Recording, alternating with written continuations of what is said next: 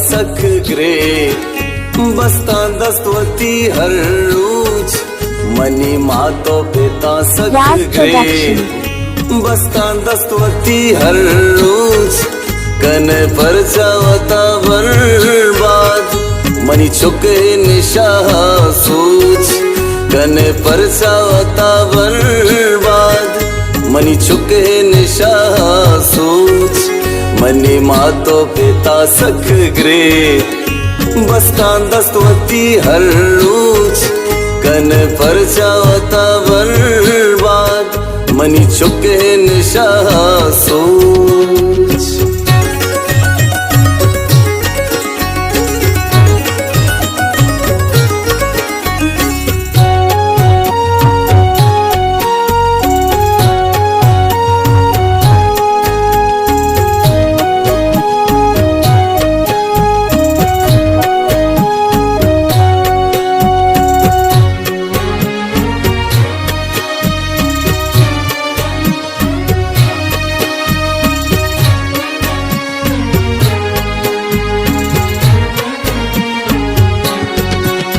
ते दौलत हलास को मन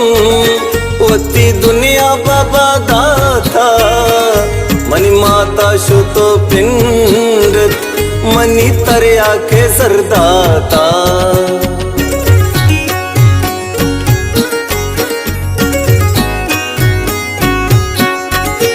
मनी ग्वारा नगरी तो गुश्त मैं यक्ता नगे ब्राते कोता में मात परेशान तो गिरा में हक तारा माते मनी मातो पिता सख ग्रे 10 बस्तावती हर रोज कने पर जावता बर्बाद मनी चुके निशाह सोच कने पर जावता बर्बाद मनी चुके निशाह सोच।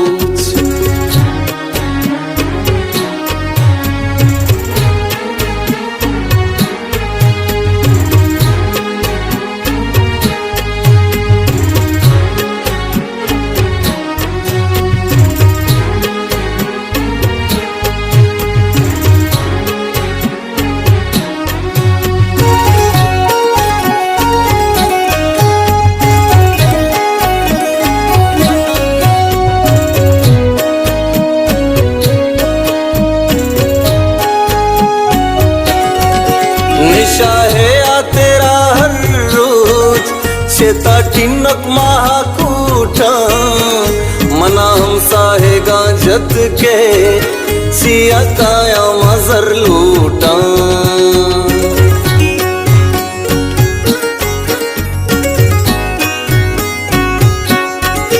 कना मादुत पादुत नू की मना हेरवी ने दस्ता चुनी द्रुग बंदा मन मना मर्द मेला जा मनी मातो पिता सख ग्रे बस्ता दस्तवती हर रोज कने पर जावता बर्बाद मनी चुके निशाह सोच कने पर जावता बर्बाद मनी चुके निशाह सोच।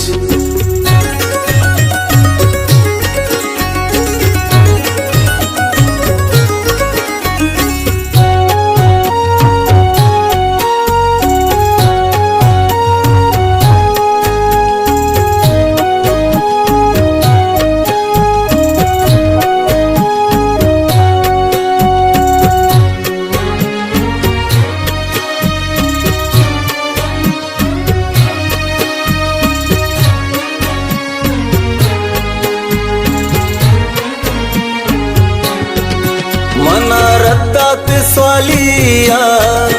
बेकश्तरिया के दो तुम तो परेशानी हलास बातई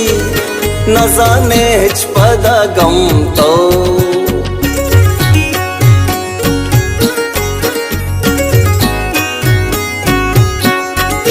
मन हासे पलज भूता नदा कसा हूँ सुकाली शुतांदु जिब्बा को मन सिप्पे छूने घड़ियाले मनी मातो पिता सख ग्रे